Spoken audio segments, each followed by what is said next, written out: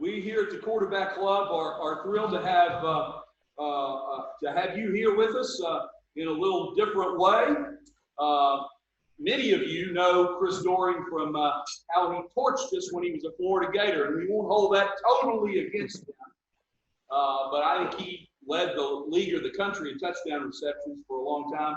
Had a really great career in the NFL, and for the last several years has worked for ESPN and primarily on the SEC network, and I believe is the best college football analyst there is, even if he is a Florida Gator. Let's give a really nice Quarterback Club welcome to Chris Doering. Chris? Thank you very much, Jeff. I appreciate you guys having me back, and I tell you, I'm very disappointed about not being able to be there in person with you guys. You've become one of my favorite groups to have a chance to talk to because of the passion for your team, but more so the football IQ I think that room has in general. It really is a shame that I can't be there, but I'm looking forward to having an opportunity to be back in person soon.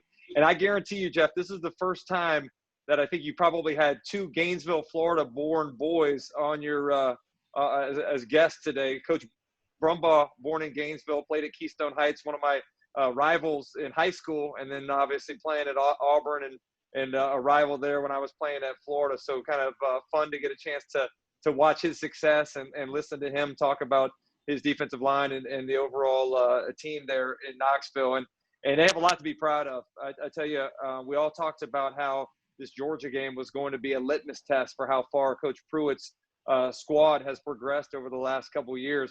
I thought defensively they went toe-to-toe with Georgia for much of the afternoon. You look at that fourth down stop, short yardage situation in the middle of the field. They got great pressure up front and good push and stopped the quarterback sneak. Down at the goal line, great goal line stand right before halftime. And even after some of the turnovers, that defense got thrown into sudden change situations where the defense was able to force field goals. That's one of the biggest things that defenses are asked to do is when the offense makes a mistake in their territory, keep them out of the end zone. If you can force field goals instead of touchdowns, those are wins. And I thought the defense did a great job. Now, conversely, it was not the effort that I think we all hoped from the offensive line. I was one that thought that this Tennessee offensive line was one of the best in not only the conference but in the country when Cade Mays was made eligible. But that to me, the protection up front was one of the biggest issues. I think we all know. As I went back and watched the tape yesterday, seeing not only guys getting beaten but blowing protections in terms of what their assignments were. That was the thing that was most frustrating to me, not knowing who to block. I think it's when you're playing against a team as talented as Georgia's front seven is, you're going to get beaten. But not knowing who to block, having guys come free is the thing that was most frustrating. And I know a lot of blame went to Garantano in terms of his ball protection, their security of the football. But he was harassed much of the afternoon. And I didn't see a whole lot of help in the running game. Obviously, minus 1 yard rushing makes it difficult and very one-dimensional when you're trying to throw the football. Even the plays down the field, Palmer's two great catches were contested. I didn't see a whole lot of guys being able to separate in the secondary. So I think we see where Tennessee is now. I think we feel a lot of hope about where the future lies for this program. I think Coach Pruitt's done a tremendous job of not only recruiting. We've celebrated some of the recruiting classes the last couple of years, but to me, it's the development of the roster that he inherited. How many times do we see guys come in, inherit a roster, and a lot of those guys leave? Well, there has not been that. In fact, it's a lot of buy-in for the guys that were already on the roster, and that's a credit to Coach Pruitt. It's a credit to his assistant coaches for being able to communicate with the existing players and get them to believe in what they're trying to accomplish. So I thought it was going to be an instance this season where it was between Kentucky and Tennessee that had a chance to be that next team in the East to maybe elevate where Florida and Georgia were. Right now, I mean, it's amazing to think about this game being played so early in the season as it's one that we're used to seeing in November. I think overall right now what you're seeing in the league is, we talked about this morning on our television show on the SEC Network, the death of defense in our conference. And, I know Coach Saban has talked an awful lot about how difficult it is to play defense with the rules skewed towards benefiting the offense now. The RPOs with offensive linemen being allowed downfield in some instances, the pace with which teams are playing offense right now. You saw Ole Miss on Saturday night. They were running plays when the play clock was at 30 and 31 seconds. Just amazing to see how quickly they were able to get to the line of scrimmage and get their next playoff. Alabama multiple times was caught out of position because they couldn't get lined up properly. So I think you're seeing kind of what's going to continue to be the recipe for success in this offense or in the conference, and that's playing quickly, and that's using all 53 and a third of the yards from sideline to sideline. I think that's what I go back and look at what Ole Miss did really well. Missouri did that well against LSU on Saturday, was the play design and play calling, forcing LSU to play sideline to sideline. And, I think you're going to continue to see a big gap between where the offenses are and where defenses are. And Georgia really being the one lone example of a team that's playing good defense to this point in time. I do think I had talked about heading into the season how challenging I thought it was going to be for anybody to go undefeated. And here we are after 3 weeks of the season, only 2 teams undefeated. And then one after next week, there'll be 1 team that's left standing.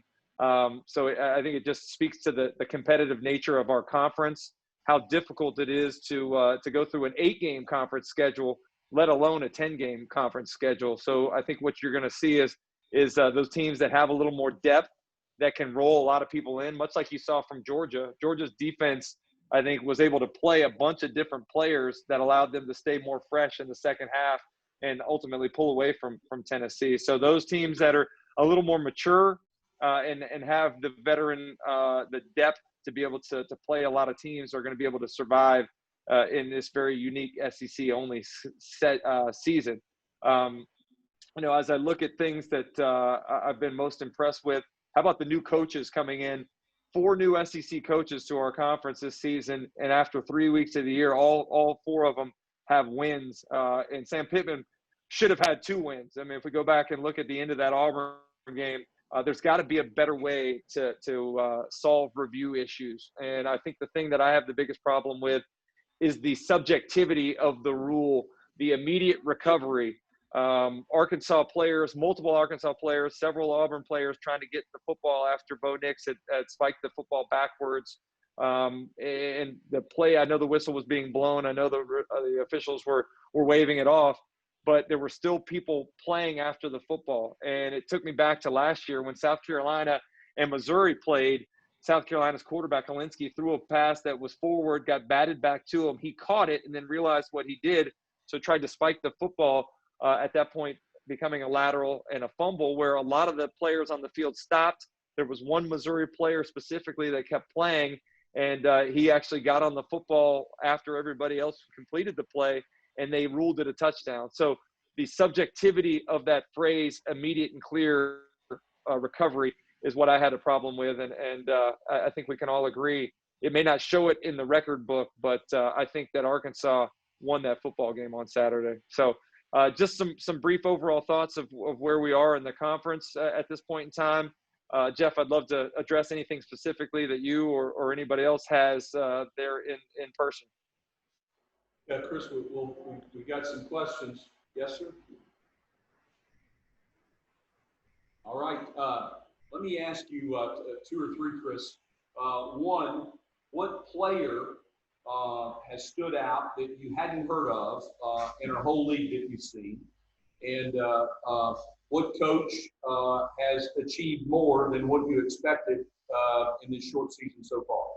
Yeah, so let me address, I've been impressed with where DeAndre Johnson came out of. If we're talking Tennessee first, I know that he had a disappointing penalty in the Georgia game that eliminated him from that contest. But to have 3.5 sacks in the first 2 ball games, after not doing an awful lot in his previous years at Knoxville, I think is pretty impressive.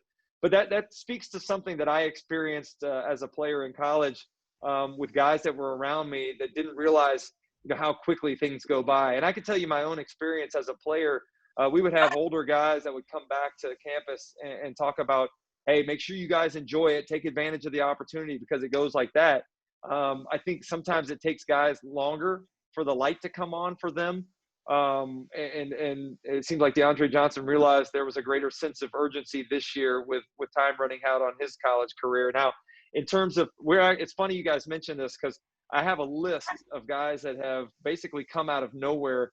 We're going to do a segment on this on the SEC Network or SEC Now on Friday night in regards to breakout players.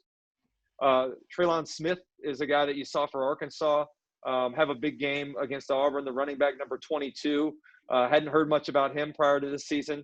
Kyrus Jackson is a player for Georgia that you guys probably saw way too much of on Saturday, becoming a solid number 2 option in Georgia's passing game. Number 10, I think he had 4 catches for almost 100 yards against you guys. Caleb Chapman is a guy that I saw too much of as a Florida guy. Texas A&M receiver, absolutely torched Florida secondary. It kind of, I guess I have a soft spot in my heart. Skinny, tall, white dude playing wide receiver. So I was happy to get a chance to watch him have a lot of success. Now I know he tweaked his knee. I'm hoping that he's okay, able to come back. Kevin Harris, a running back for South Carolina, went up for about 175 yards in that victory over Vanderbilt. Hadn't heard much of him. And then finally, Connor Bazelak. Connor Bazelak is a great story as well. Redshirt freshman at Missouri, took over the starting quarterback job after coming in last week against you guys. And I thought he had a tremendous game against LSU. Really, the entire offense did a great job of creating some balance, running the football, throwing the football. And LSU, I mean, they just look like a mess in the secondary right now. So he was able to take advantage of those guys. There was a second part of that question too, Jeff. What was the second part? Yeah, thanks. We got one in the back. I'll get to my question isn't as important as these guys' questions.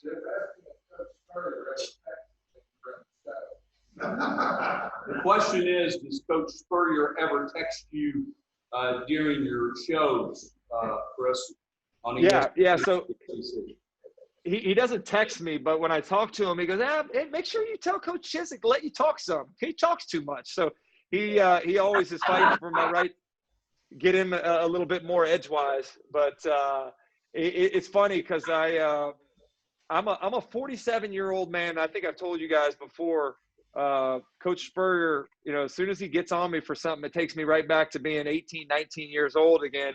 And I actually got a phone call from him this summer. It was a Sunday. I'm laying in the bed studying, reading up on Auburn. I was doing an Auburn preview, and my phone rings. I see Coach Spurrier's name. I pick it up, and Coach gets in. Hey, Chris, how you doing? Yeah, me and Bobby Stoops, we just drove down to Crescent Beach. Went fishing out with John Exonitis, one of your former teammates. You like fishing, Chris? I was like, yeah, I like fishing. It's okay. It's a good time. He goes, yeah, we caught a bunch of fish. Like at this point, I thought he was going to invite me to a fish fry. And then it turned into, on the way down, I heard something you said on the radio. He got all over me. So I'm a 47-year-old man getting lectured by my college coach about things I'm saying on the radio. And it took me right back to being in college again. So I have the utmost respect and love for Coach Spurrier. And I'm still intimidated about any interaction I have with him at 47 years of age. One of the ladies here wants to know, was he right? He was right. He's always right. I always defer to Coach Spurrier. And the funny thing about Coach is and even, as players, his perception is reality. So it could be completely different from the way that I perceive things. But whatever his perception is the truth. And I'm still remembering that as a grown-up with kids of my own. Yeah. Yes, sir. Question. It seems to be very exciting in this SEC games, 10 games, and so you think it will change people's minds and make the SEC.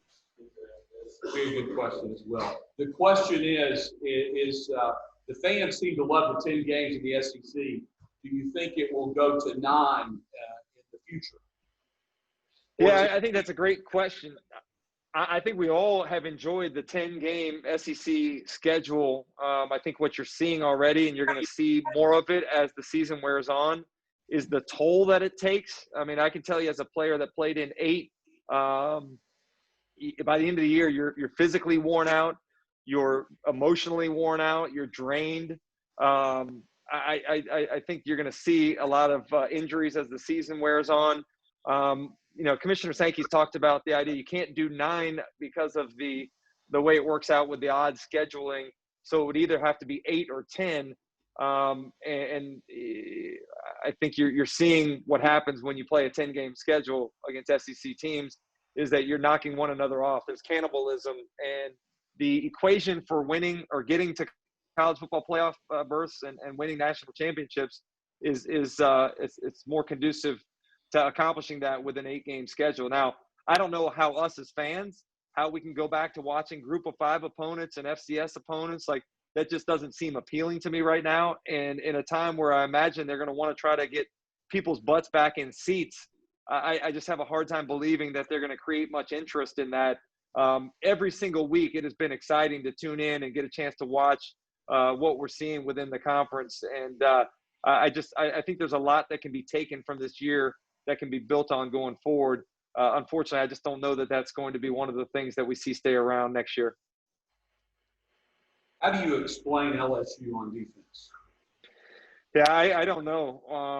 One thing we can point to the youth. They lost a lot in that secondary. And week 1 against Mississippi State, having Stingley out hurt them from a production standpoint, from a leadership standpoint. But at the end of the day, Bo Pelini needed to make an adjustment at halftime of that game. I mean, getting out of playing so much man coverage, we've seen the recipe for beating this Mississippi State offense is you play soft, right? You rush 3, you drop 8, you keep everything underneath. Barry Odom did a great job with that last week. And this past weekend, Kentucky did a phenomenal job of building on that game plan, created 6 interceptions in that football game. How about this? Kentucky had 157 yards of total offense and won the game. It's just amazing to think about, and even more amazing to think that Mike Leach's offense got 0 points in that game. 2 points scored on special teams with an errant snap on the punt. But I think the blueprint is out for how you beat this air raid offense, and I'm really concerned about what the future is for that. But back to your question about in terms of LSU, I think they'll be okay eventually. But the thing I think that disappointed me the most was the lack of any sort of halftime adjustments in any of the games. I would say that LSU looked worse in the second half defensively than they did in the first, and that's saying a lot given how bad they were in the first 30 minutes of that game. Yes, sir. You asked him, there's been 3 sets of quarterbacks in the conference this year with Francis, Florida, Matt Corral, Ole Miss, and Jones, and Alabama. What has made them that successful is the scheme, the individual, the wide receivers? Because they're going to see things learn the best of them. Good question. Again. Chris, the question is, the questioner says there looks to be 3 really good quarterbacks in our league right now. The guy at Ole Miss, Corral, and Mac Jones, and who's Kyle Trask at Florida.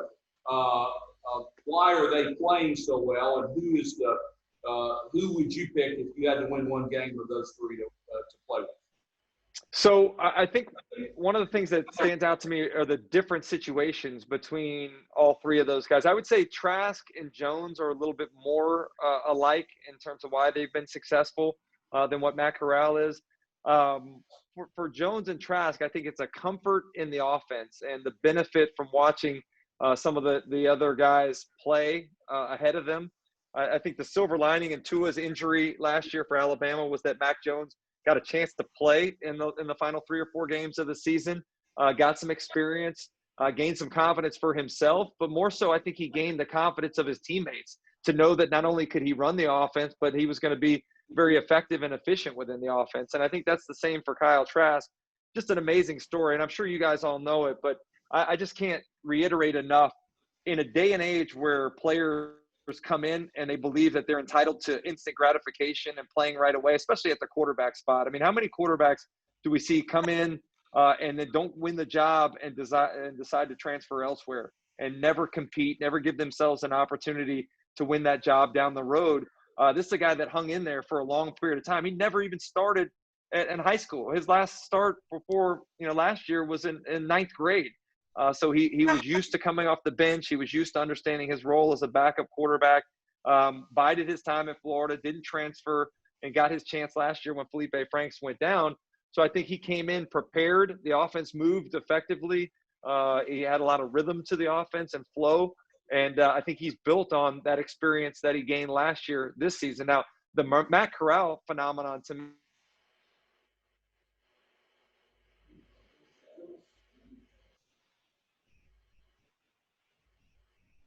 We've got a technological wizard here. We'll get it back. It's sure not me.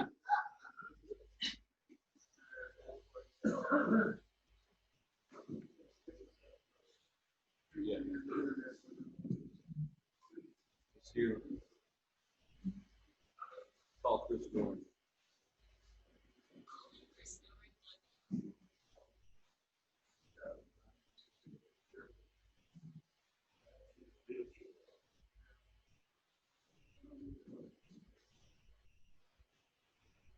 Yeah, just yes, it log out.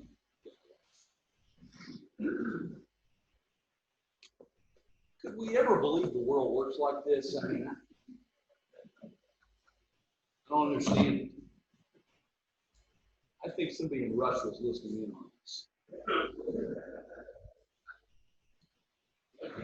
So, Asked him about getting last being out on Monday mornings.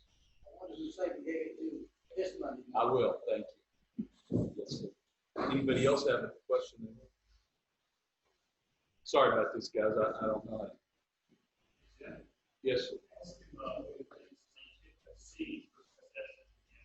Thank you, I will.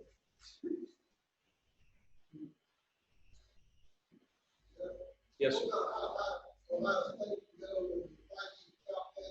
Yes, sir. Yeah, that's right.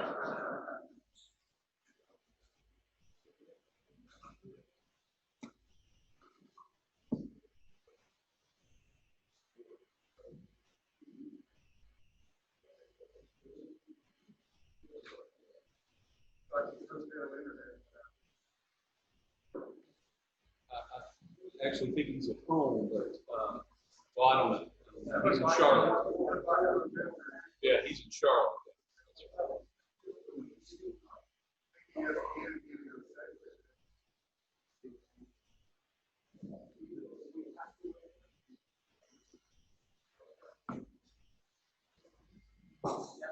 He texted me and said it's telling me it's waiting. What is that?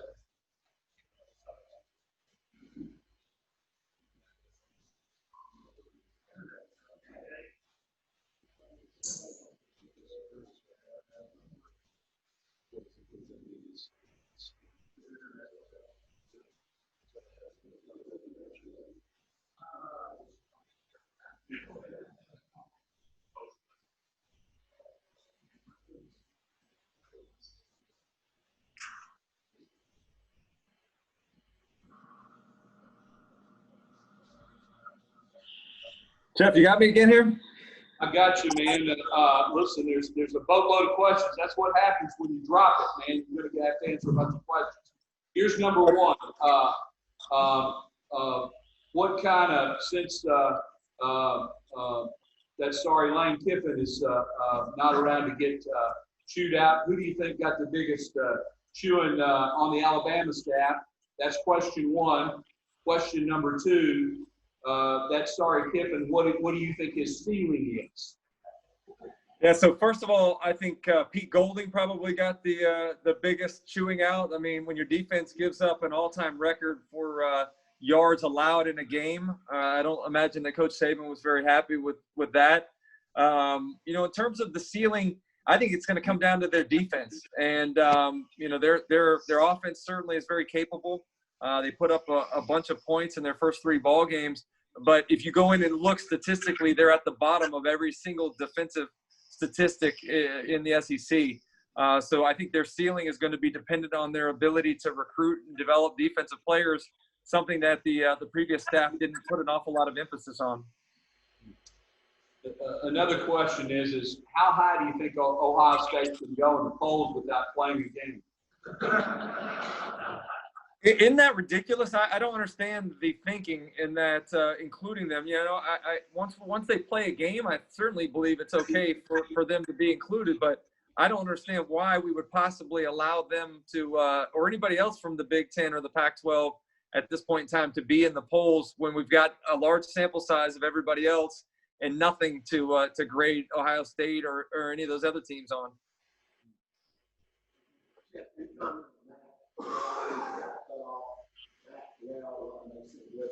Yeah, the question is Matt Corral. What makes him different, and which I know Dr. State is effective.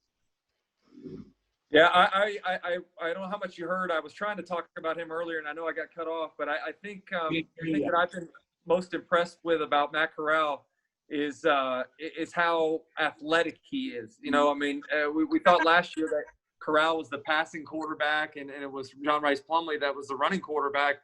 But I think the dual threat nature from what I've seen from Corral so far has been really impressive, because they use him in the quarterback run game. They use him in the RPO stuff, puts a lot of pressure on defenses. In fact, maybe one of his biggest skills is his scrambling ability, neutralizing any opponent's ability to rush the quarterback. Like, maybe it's just the number, wearing number 2, but he reminds me an awful lot of Johnny Manziel running around like in the backyard making plays. I think the other thing he reminds me of, he drops that ball down sidearm an awful lot, so he's got a little Patrick Mahomes in him as well. But I don't think he's getting the credit that he deserves right now nationally, maybe being overshadowed a little bit by Mac Jones and Kyle Trask's success. Somebody just texted a question. I don't know if you were able to, I'm sure you watched it on film, physically, up front, did we look like we mirrored just in the uniform Georgia on both sides of the line of scrimmage? I know we didn't play as well as they did, but physically, do we look the same? Yeah, I think physically, from what I could tell on the TV copy and on the coach's copy that I watched, I thought physically they looked up to the task. And what a an amazing transformation on the offensive line from where Tennessee was just 2 years ago to where they are now with what's the stat, like 4 5-star offensive linemen up front. Just really impressed with what Jeremy Pruitt's been able to do through recruiting and getting obviously a big transfer in Cade Mays. I think the thing we haven't talked about enough, and I go back to what I mentioned earlier, was how that matchup of the Vols defensive front went, particularly in the first half against Georgia's offensive line. Georgia manhandled Auburn up front last week, and they did not have their way in the same kind of manner that they did against Auburn, against you guys on Saturday. So I think there's a lot of things to be positive about.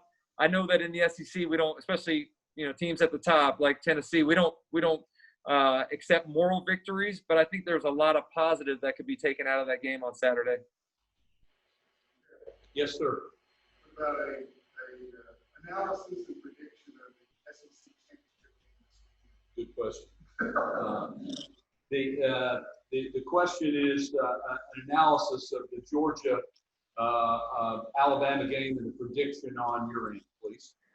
Yeah, man, I'm back and forth on this one, and we were discussing it this morning on our show. I really believe that Georgia's defense, I mean, just how well they've been built, it's going to be an incredible test for Alabama. Alabama, their offensive line looked a little shaky at times. I know they ran the football really well, but I think that's an undersized, under-talented defensive front for Ole Miss. The matchup I think I'm most excited about is that really talented group of wide receivers. I love Alabama's wide receivers going up against Georgia's secondary, who, as I mentioned earlier, I didn't see a whole lot of open receivers on Saturday when you guys played them. They play a lot of press coverage. They're going to challenge Alabama's receivers, and I think that's going to be where the game's won or lost is Georgia's ability to cover those guys on the outside. Yes, sir. Is Texas A&M offense improved that much? Or is there an issue with the Florida defense? Good question. The question is the Texas A&M offense that good and improved that much from the week before, or the issue the Florida defense? Florida's defense is terrible, and I think It all stems from the defensive line. I mean, Florida's been really fortunate over the last couple of years to have a very talented, very physically gifted defensive line where they're able to get a lot of penetration. They are disruptive in the run game. They can get after the quarterback without having to blitz. And right now, Florida's defensive line, they can't get any push up front. They can't penetrate. They can't set the edge. They can't rush the quarterback. They can't tackle. Other than that, they're good. So it's a real problem for Florida, and they've had to try to compensate by blitzing a little bit more. I watched Texas A&M's line do a great job of picking up the blitzes and the stunts. Kellen Mond did a great job of getting the football out. And 13 of 16 is just a ridiculous third down conversion percentage. So Florida has a lot of problems. Even the secondary, like, this was supposed to be the strength of that team. Marco Wilson's played a lot of snaps in this conference. Kyer Elam was one of the best freshmen last year. So you're looking at a secondary, and Sean Davis is back. Like, these guys are underperforming right now, and I think it all stems to the lack of talent and experience on the defensive line. Well, here's one of the last questions, and we'll stop you at one as we promised. Chris, what happens when Alabama beats Georgia, and Alabama unfortunately probably beats Tennessee, but Tennessee beats Florida, and everybody ends up with in the East with 8 wins and 2 losses? Who gets the championship game?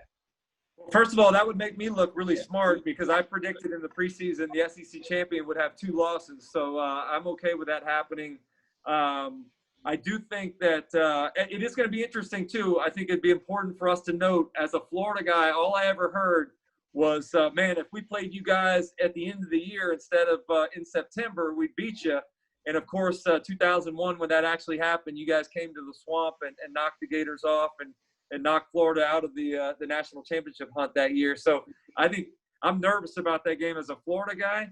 Coming up to Knoxville in December, that is us Florida boys don't like the cold weather. So I'm not so sure how that stands for us there. But, yeah, you're right. I think it's going to be difficult to decide who gets in.